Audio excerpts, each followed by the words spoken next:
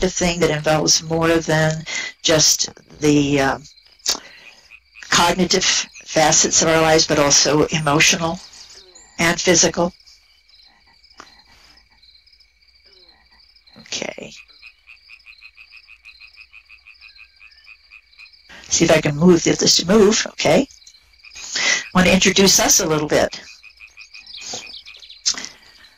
The primary purpose of Whole Brain Health, or WBH, is to promote whole brain health and well-being through a research-based lifelong learning program.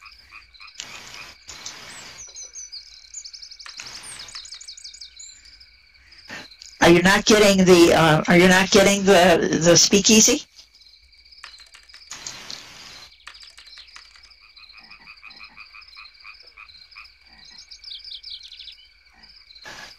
Okay. Oh, she just added the things in that I didn't have, that I didn't say. Thank you, Maggie. Our parent organization.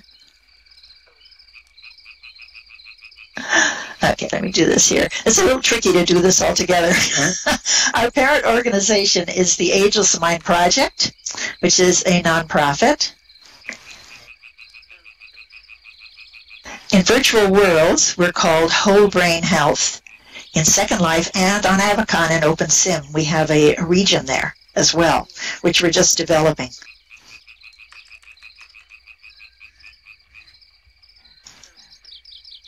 Okay, can you all see the, let's see if I can get this to move a little bit. There we go.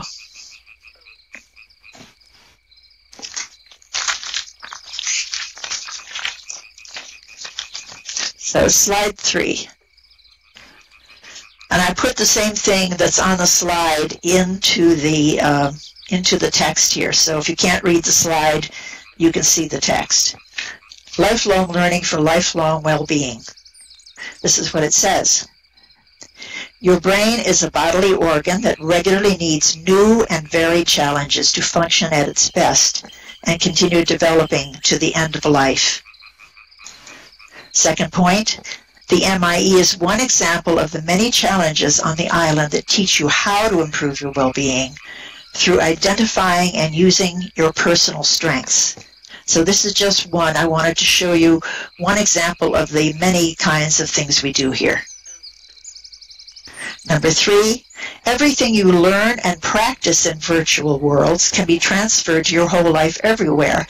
I think this is really important when something we're trying to really explain to people. So here you get a chance to learn and also to practice right within virtual worlds. And then you can take what you've learned about yourself and about what works best for you back to your rest of your life as well.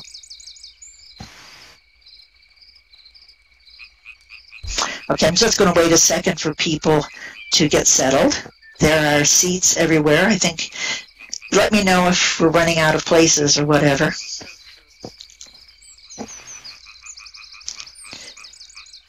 Okay, let me move this along. Okay, so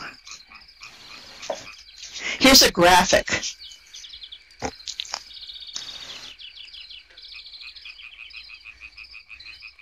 Here you can explore all kinds of intelligence to identify your strongest predispositions. That's what it says at the top. Here is a graphic of the 8 types Gardner has discovered.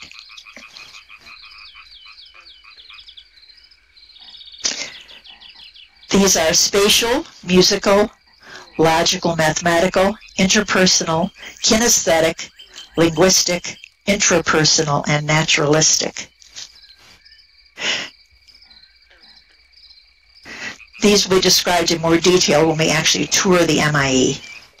This is giving you the framework of what we're doing here. So this is a good place to ask, what is intelligence?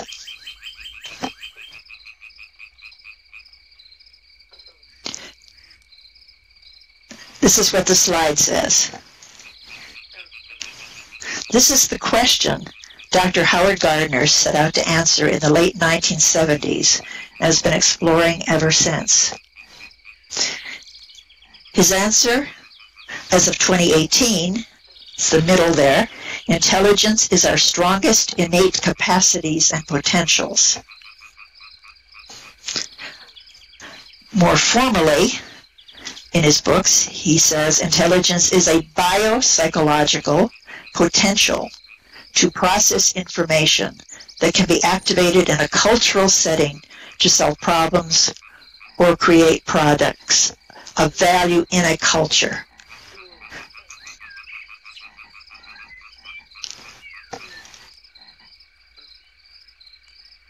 These are some of Howard Gardner's books. I used them for this presentation. Notice the emphasis in the definition on cultural relevance. Gardner also points out that intelligence is amoral. That is, it can be used for good or evil ends. In his writings, he insists that intelligence needs to be linked to virtue, although the two are different.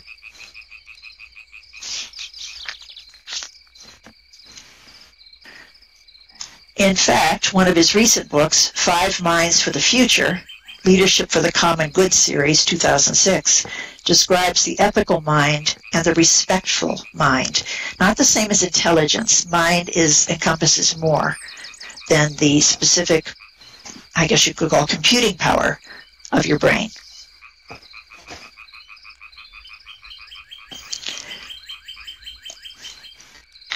I wanted to give you some of the criteria, or all of the criteria, Gardner uses to distinguish the 8 separate forms of intelligence. He says often people talk about it, but they never actually look at the criteria by which he discovered this, or identified them, I should say. So, the first one is the potential for brain isolation by brain damage, and that comes from biology. And I have more information about what he means by these things, but I don't want to spend the time now. If you ask me afterwards, I can give you that information for each of them. Number 2, its place in evolutionary history, also from biology. In other words, was this something that developed to facilitate human evolution? Number 3, the presence of core operations in the brain. This is from logical analysis. In other words, are there parts of the brain that can be identified as producing these kinds of thinking? 4, susceptibility to encoding via symbolic expression. So, in other words, people can write based on the linguistic ability and so on, or use mathematical symbols, that kind of thing. Maggie, you're doing a great job. Thank you. Number 5, a distinct developmental progression from developmental psychology. Yes, you don't fumble the way I do. And that has to do with the fact that, people do that 10,000 hours of work to develop something.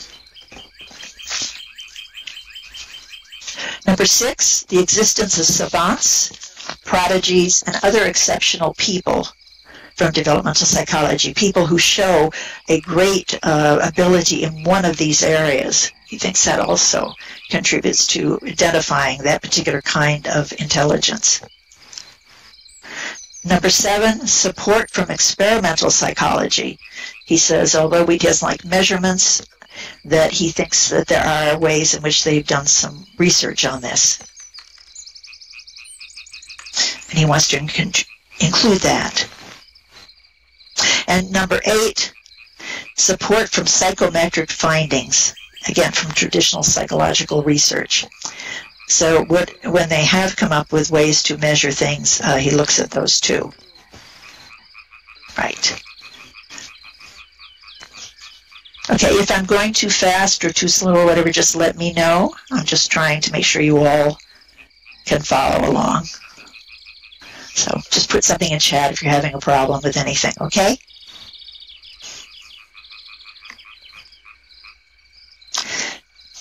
Here's okay, I'll do this here. Okay, and that was where actually it was retrieved from. Wikipedia.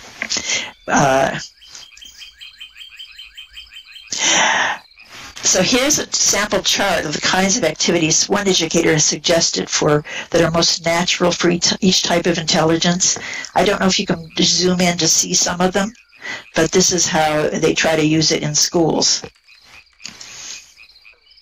So, for example, under visual spatial photographs, picture illustration sketches. Under verbal linguistic, you have autobiographies, captions for cartoons. I like that idea. Yeah. And under interpersonal, group work of various kinds, musical rhythmic, even background music in class, rap, jingles, poems. Bodily kinesthetic is using role-playing, for example, sports and games. We'll talk more about these as we go around. Intrapersonal, this is reflective learning, logs and journals, that kind of thing. Logical, mathematical, puzzles, analogies, timelines, Venn diagrams. Yeah, that's great. You're right about role-playing. It's great because I want to show you how much you can do in Second Life that relates to these things too.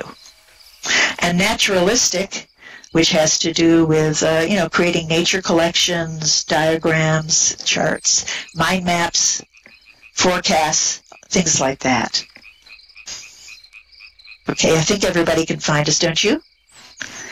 Okay. All right, let me pull back from here. Okay.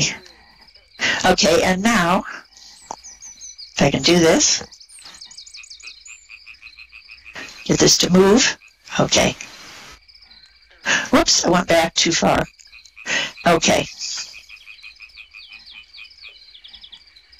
Now, here's some questions for you.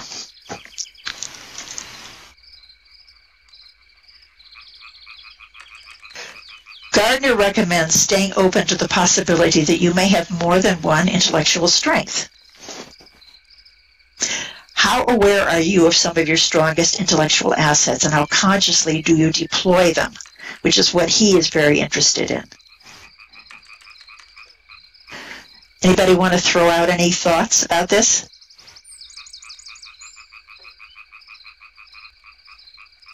Into text chat.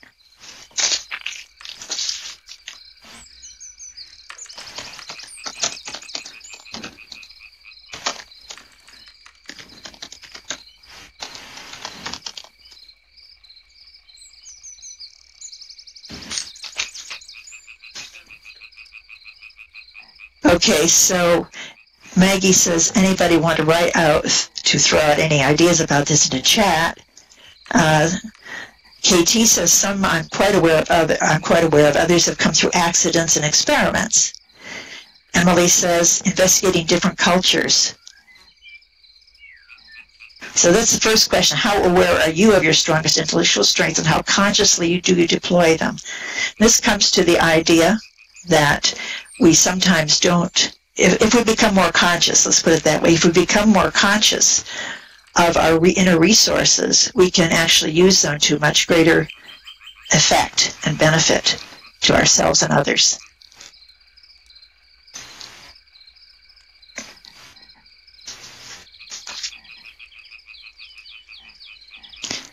That's a wonderful idea. Point Buffy makes. Sometimes when I'm out of my comfort zone, I discover things about myself I didn't know. And that's, I think I'm running my little avatar here as it keeps moving. Come on, don't. Don't do that.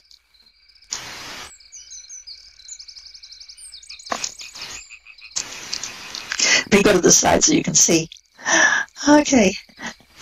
Edmund, good. Can you see there too? Okay. All right. Maggie says, I agree with Buffy. SL has taught me a lot about interpersonal behavior and collaborating and creativity. And Ms. Bass says, all intelligences are in development. We need to activate through metacognition and practice. Exactly. Ellie says, I believe I'm aware, but some was learned, like I feel like I learned better when listening and taking notes. But was that just because that was how I was forced to learn for 20 years? Interesting questions that come up when you start thinking about this, right? And really what I'm asking you is kind of think about this. Yeah. And so the second question I just want to go to is, Gardner also encourages some risk-taking. Expanding beyond your natural talents to gain more skill in using other kinds of thinking than your own. And that's one of the points you just made. And I wanted to be sure that people understood that he's not a cookie-cutter kind of person at all in his thinking, Gardner. He believes the more flexibility you have in the ways you can process information in a complex global society, the greater your total well-being. And I added society's well-being too.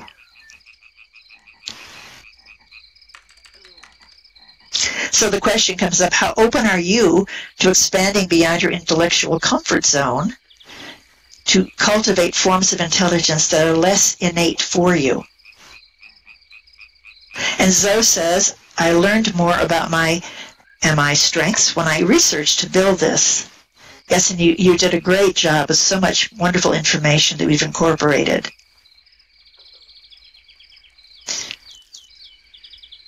And there is a sense of development. That's why those five future minds is important to think about too. KT says, I'm pretty good at following tasty and interesting crumbs that make a trail to different places.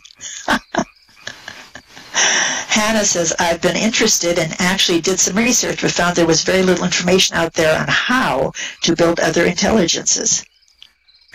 Maggie says, there is a sense of development, and that's why it's important to think about those 5 kinds of mind. And Zoe says, love how you expanded on this build. And I'll talk a little bit more about that in a moment. Emily says, I'm open, but often don't know where to find the resources. WBH has helped in a very short amount of time. Thank you so much, Emily. We've got, as I said, other places here, too, that contribute. All of them together help you, I think, develop in new ways. That's the field that I'm involved in and interested in. So I'm going to ask you just, yes, that's wonderful. Lissena, you're absolutely right. And that's so important. Very open and interested. We're all in this together. And I said, okay. Amble along in Second Life, find an interesting door, go take a look. Curiosity is one of the most important and I guess fun character strengths to have. See if I may need to change this.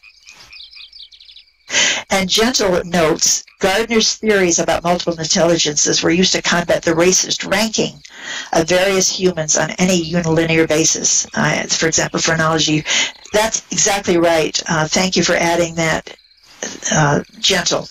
That was certainly one of the things he talks about in his books, why he developed it, what the history is of this whole development. I couldn't go into all of that here, of course. Okay, so keep these questions I just asked in mind as we tour the MIE. Before we start the tour, though, some credits. Yes, his motivation, and he does a lot against people who attack it, too. He's got a whole book with all kinds of answers to those questions. Okay, I want to give some credit where credit is due here, and I hope I didn't leave anybody out. The MIE build was brought to us by Zotarah Shepherd in 2014, and Zoe is here today. We should give her a round of applause. Clap, please. KT, I says, I think being willing to make mistakes and be confused when starting something new is important. Absolutely, absolutely. It's great because she hasn't been able to be here before, and she doesn't have sound, so I'm making sure she knows what's going on. Okay. It's been further developed by Tuya Hines, who could not be here today. She is on vacation. Francisco Koolhoven, Belana Blaze, who runs our wonderful Cold Shop Players. Savannah Anatra, who does a wonderful world music, Sun Vibes. Danny Bellinger helped a great deal with the naturalistic area. She runs, when she is able to, a meditation group here, and me, basically. Okay. I just want to say a little bit more about us now. We're all members of Whole Brain Health, which is a collective of over 30 Second Life residents who've created facilitated programs and interactive activities for brain health here on Inspiration Island. This is how you can contact us. A photo of some members of the collective are here. We did this in the spring. Yes, Tuya made the photo. Couldn't get everybody in at the same time, but it was amazing what we did do. I'd just like to say a few more words about us. We're an intergenerational group ranging in physical world age from our 20s into our 80s. I just turned 80. We've kept growing from our founding in 2013 as kindred spirits. Find us. Yes, amazing that I lived this long, right? Working toward this kind of common purpose has been, for me, one of the best reasons to come to Second Life. The island has 4 sim-sized levels. We've got 30,000 prims, where we offer classes, challenges, and quests at varying degrees of difficulty. Everything is open to the public all the time. Our globe teleporters, created by Max Merlin, give you a menu of over 30 locations on the island. They can take you easily to every destination on the sim, and there's a teleporter right at the entrance. Looks like a globe. Can't miss it. While the focus on brain health is especially important for older adults, I think you'd agree that it's valuable at any age. For example, high school teachers who've taken our professional development course, New Frontiers in Brain Health, have been able to use what they learn here with their students. So, at this point, before we go on the tour, are there any questions or comments that won't take too long? Because I do want to make sure we go on the tour. And then come back. We'll come back, and maybe you could ask those at that time. Would that be okay? So what I'm going to suggest first,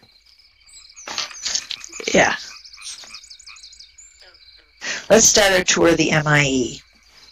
Please note that the areas are not arranged in any particular order because there's no hierarchy among intelligences according to Gardner. Gardner says that we can have, I forgot to do this, Gardner says that we can have high brain power in more than one area, but a single type of intelligence is still likely to be somewhat stronger than the rest. If you click on the sign for each area, let's go over and I'll show you. As we go along, you'll get a note card in each area that suggests all the things you can do to explore that type of intelligence. Some are just activities for fun, and some are challenges. To identify your strongest affinities, come back to try at least 3 things suggested on the note cards in each of the 8 areas. You will learn by doing which area you find most comfortable and which frustrates you the fastest. I want to give Tuya Hines full credit for creating these challenges. Today we're doing a whirlwind tour using our cameras to get the lay of the land. Please come back to take the challenges and learn by doing your intellectual strengths. That's kind of how we do it here. This is a great group as well as individual activity. So let's start right here at the kinesthetic area. That's right across behind. I'm going to walk over here. You can just walk through the benches. Or if you want to sit here and just use your camera, you're welcome to do that as well. Whichever works better for you. I'll walk. And it's good for you to walk, you know, it's good for your health. So come on, join me. All right. So to explain better, kinesthetic is body-based intelligence. That means using the body and its parts, hands, mouth, to solve problems or make products. People with this strength include dancers, athletes, craftspeople, and mechanics. Okay. What other fields can you think of that would be in the kinesthetic realm? Could you put them in text? Every time we pause.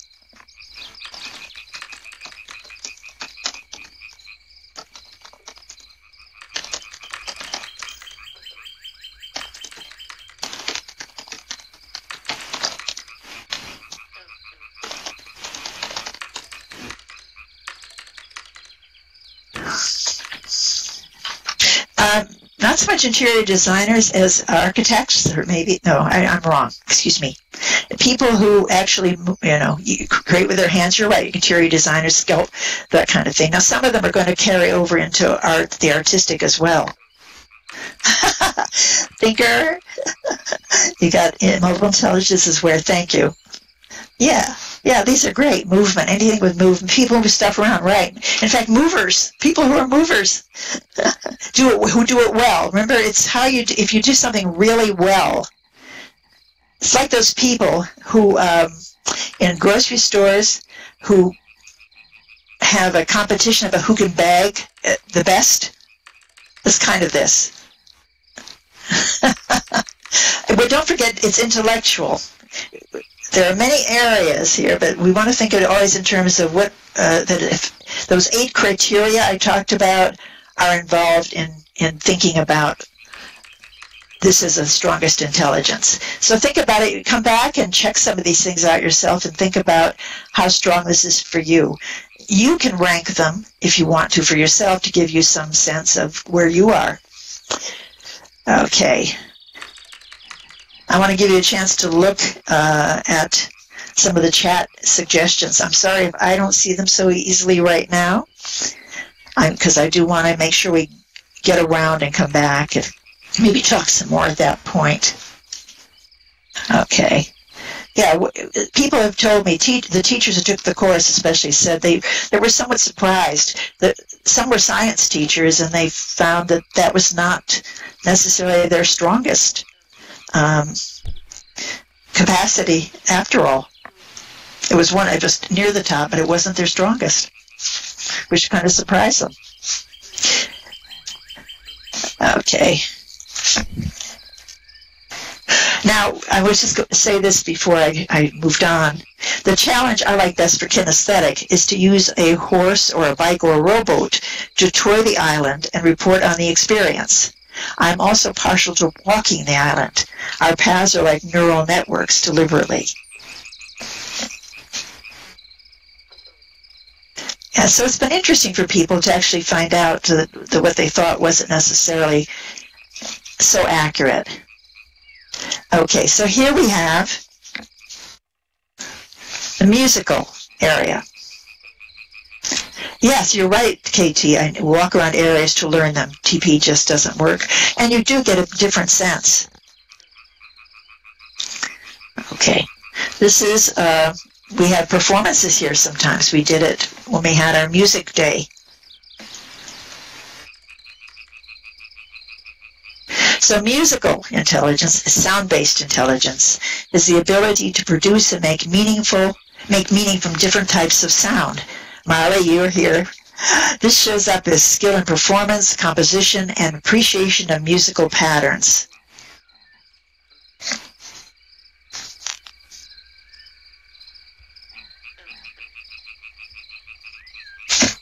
Think of Beethoven or the Beatles, or all the musicians in Second Life. Now, I know it's very hard not to go and try to do things, and you're welcome to do that. I'm just going to go myself kind of along so that we don't get stuck here. Yeah, it could be, very much. Any other ideas for musical intelligence? Any other ways you see it being used? I don't see the sign for musical intelligence. I see it. It's right to the left of the Dropbox. Right to the left of the drop box. Interpretive dance, maybe? Yeah. Rap masters, right. See it now?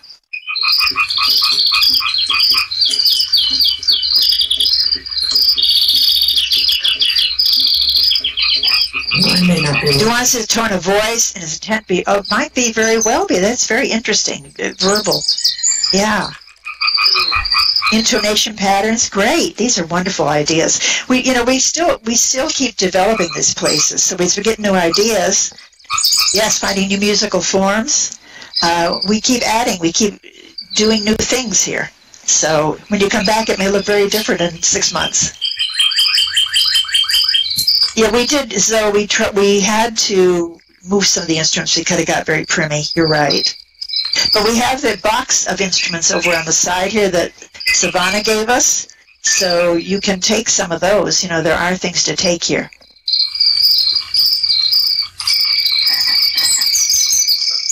Oh, wait a minute, I missed one thing back here. I meant to say, because making music is so popular in Second Life, our challenge is encourage using search to expand your knowledge of musicians here. So that's one of the activities. Yes, thank you, Zoe, so much. You are my hero.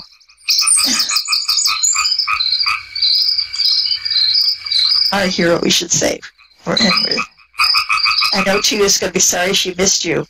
Okay, so I just wanted to give you the sense that, you know, they come in any form here. We can, although the paths walk around, let's walk over next to the linguistic, or the library, the linguistic library.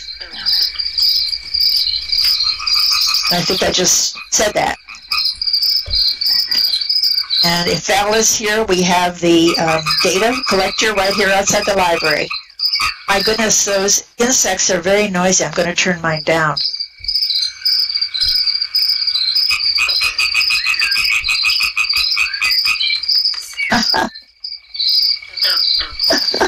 That's funny. Okay, something like frogs, yes. They could be frogs and insects. Okay, so the linguistic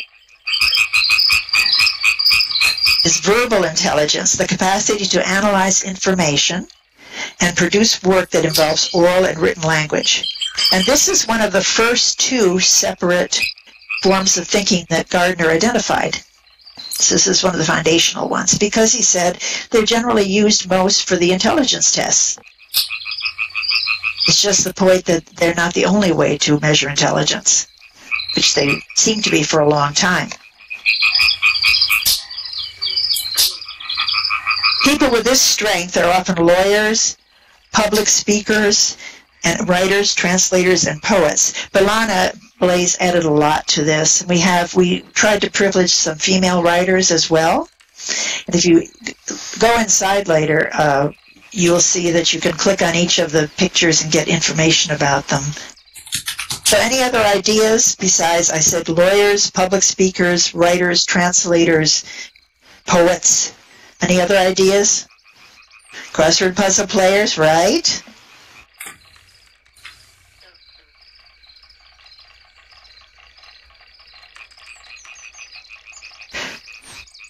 Politicians. Punsters. Yes, punsters are very good. Scientists who need to publish results in understandable format, right? Yes, and yes. And we have through, what is his name in Second Life?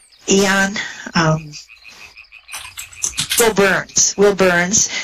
I have a lot of books that you can, in the library here, where you can go click on them and go to the website and read the books right here in the library. It's a very nice library to sit in. It's even got carols. It reminded me of graduate school. Oh, really, Hannah? Oh. Yes, editors, English teachers, translators. Okay. Yes, he does great books. I've got really some interesting ones, some classics and some newer ones here. Okay, great. So one of the more challenging tasks is to visit our walk-in brain and write an ode to it. And that's kind of a fun one. Almost everybody picks that one to do. We do have a walk-in brain on the island. All right.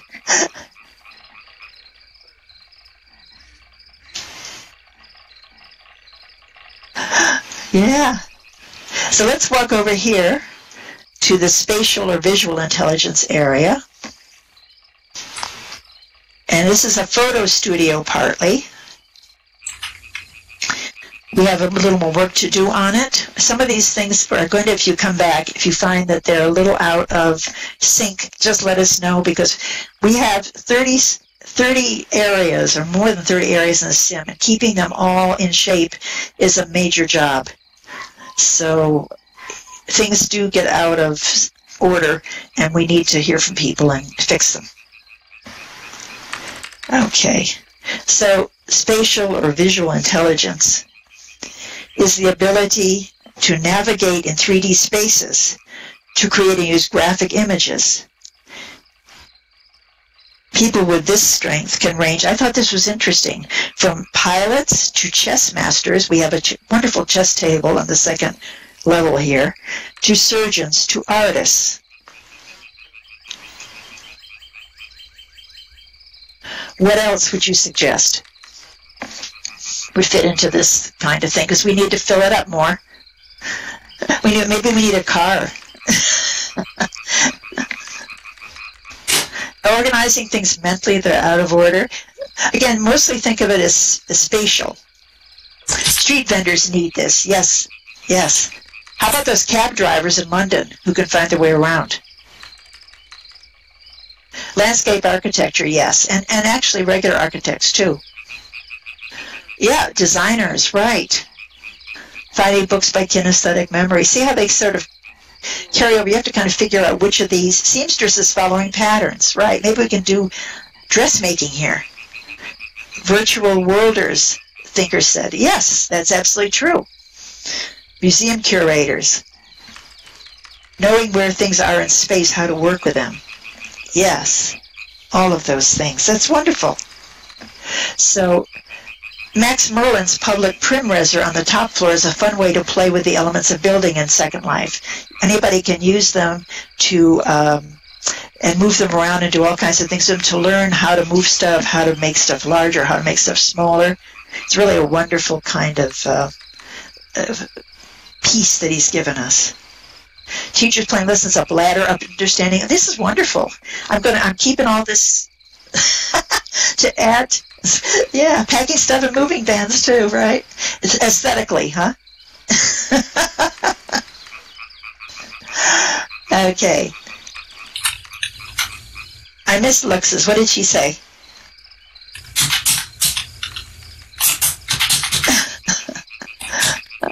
Somebody's got their mic open. Could they close it? Garden designers. I'm looking to see packing things in small suitcases. That's great. Yeah. Okay. Now, interpersonal. Okay, let's go over there. That's the refreshment stand or the tea house.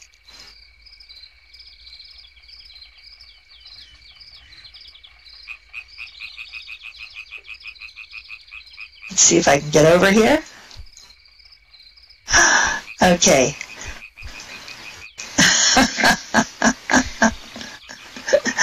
All right. So I said here, I'll go back and read it. Interpersonal social intelligence, which means interacting effectively with others through the ability to sense their moods, feelings, temperaments, and motivations. People with this strength include salespeople, teachers, clinicians, negotiators, and leaders of various kinds.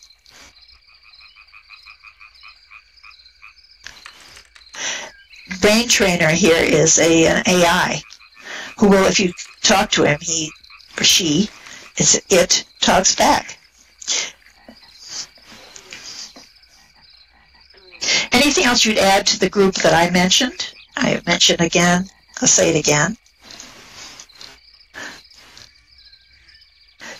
Teachers, salespeople, clinicians, negotiators, and leaders. Again, to come up with the top strengths those people need to do their jobs well. And Val, I would say superior librarians do that all the time. Coaches, right?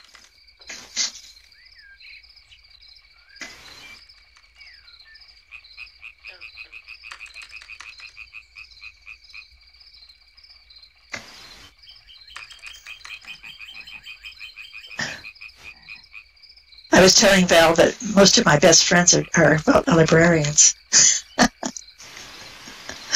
Well, don't forget, some people do not have this. And he does separate emotional intelligence from this, by the way, because he says that Daniel Goleman's work actually combines a couple of different things and is not quite doesn't quite fit into the intelligences using the criteria that he developed.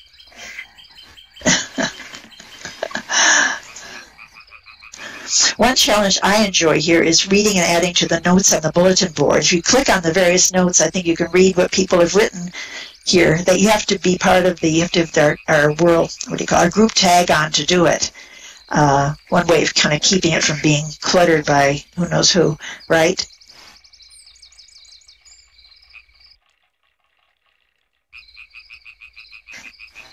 Yeah, so it's fun to read those things. All right, let me just see where I am in my script here. Okay, so now we're going to have to walk a little distance. You have to follow me back kind of to where we were. Just follow me back here to where we were.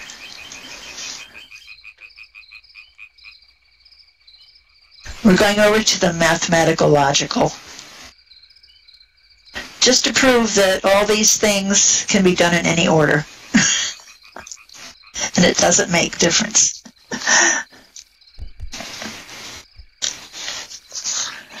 So the logical mathematical intelligence means a high capacity for scientific mathematics and logical operations. Gardner makes the point that many psychologists combine strong logical, mathematical, and linguistic abilities, which is probably why standard intelligence tests privilege those two areas.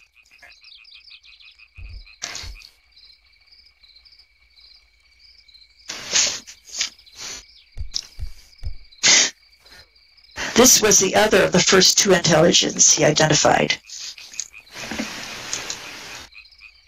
Philosophers, mathematicians, physicists, and technical people share this talent. Who else would you add?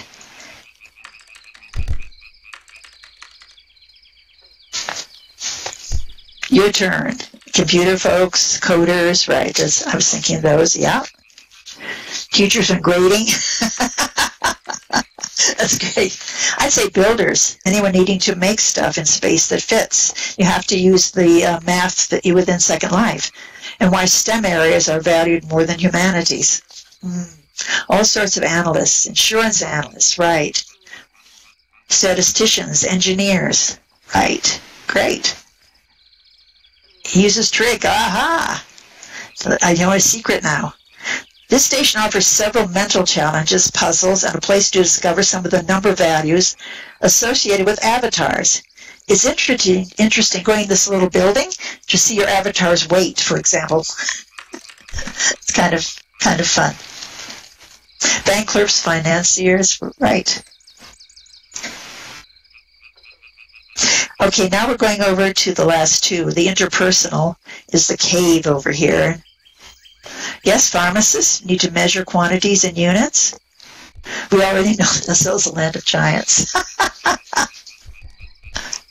Intrapersonal, which is inward-focused intelligence. I think you have to use your camera here. The capacity to understand our own motives, and moods, and to use that understanding to regulate our lives. Gardner believes this ability is something everyone needs to cultivate today. We have based many of our activities on Inspiration Island on that philosophy. What works do people high in this ability tend to do, would you say? Meditators, right. Perhaps the activities in the cave suggest some answers. people who study religious or spiritual texts, for example. Good poise. Yes, it's always, remember, it's the excellence with which you do things that tells whether the intelligence is high in them, not just because you do them. People in high-stress jobs like police and soldiers, do you think that they have strong intrapersonal within themselves intelligence? Writers, when they draw on autobiographical experiences, anyone with high self-awareness and ability to reflect and contemplate, right. That's why he really says this is something he thinks people need to develop themselves. Almost everybody needs to develop, even if they have difficulty with it. To keep calm. Oh, that's interesting. That's interesting, Hannah. Everyone in Congress needs this. Yes, you know, that's right. And he connects delayed gratification, goal setting. Yes, I think that Gardner makes the point that interpersonal, intrapersonal were not accepted originally by many people, but he pointed out how you could actually use those 8 criteria to identify them. So now they are accepted. So intelligence number 8, in fact, it's the last intelligence he added to the original 7. In the original book, there were only 7. Is this delightful spot called Naturalistic. Let's go up here. This is a lovely area with lots of animals to identify, lots of different things, wonderful other things.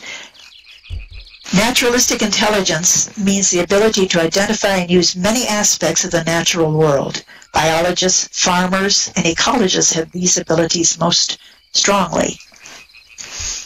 Any other additions you would make?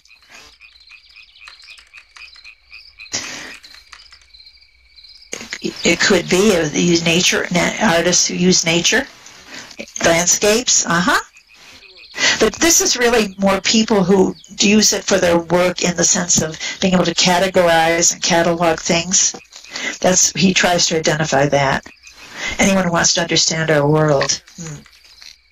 Because remember, I'm trying to distinguish again between being drawn to something emotionally and being able to use it to produce work.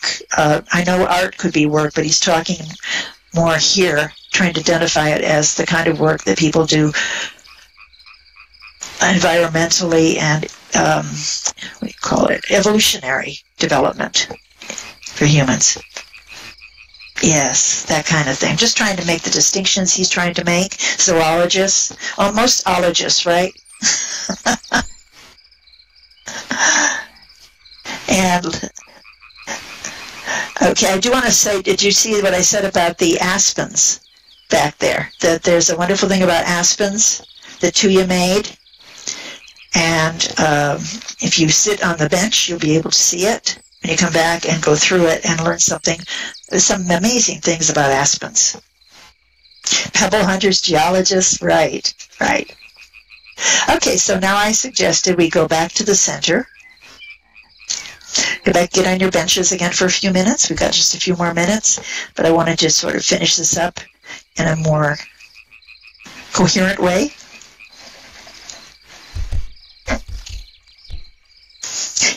You've given us wonderful ideas here today. Thank you all so much. Okay.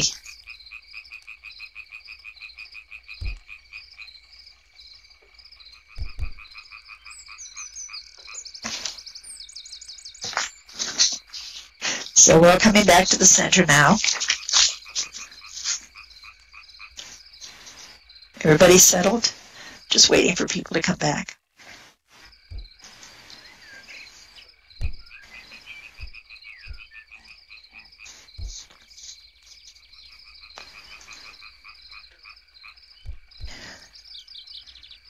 Okay, get settled. So can you see how the MIE is actually a powerful diagnostic tool that also helps you expand your modes of thinking through action? It's one of several tools or resources we have on the island to help you build a personal resource kit for a satisfying life, especially as you grow older. One more thing. Last year, Adrienne Pascal, his name in Second Life, asked to make a video here to show high school teachers what she got from the MIE. She took our New Frontiers in Brain training given through Rockcliffe University. We are part of the Rockcliffe estate. The link to the video is here. I gave it in chat. I didn't want to put it out because I thought it would keep talking as we talked. But later on you can look at it. It's nearly 5 minutes long. In the last 2 minutes she describes the value of this place to her, which I thought was really wonderfully done. Do you have any questions at this point? I would love to have you send me a note card or email with your suggestions and reactions. This is our address again. So any questions, any comments, anything more that I have not covered you're curious about? Just put it in text chat.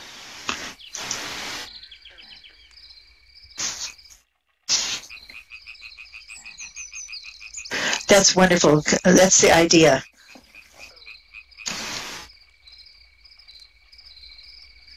Yes, we're getting Emily in here to help us do some more amazing things. And it's true. We keep adding people who add things, add their skills, add their ideas. And that's one of the great pleasures of working together here, that people come up with ideas all the time. Yes?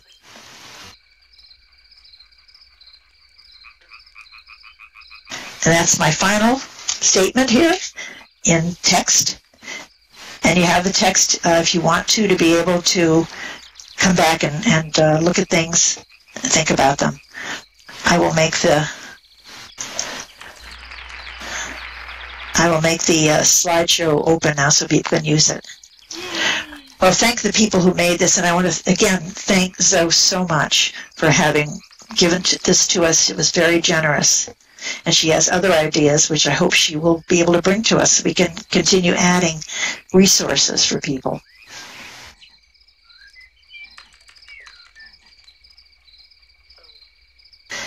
Thank you for coming, and thank you very much. Thank you. Okay. And if you have any concerns or questions or confusions or whatever, please just email me or IM me or send me a note card. I hope that you will so be in World and create more concept builds. All right. Thank you, folks.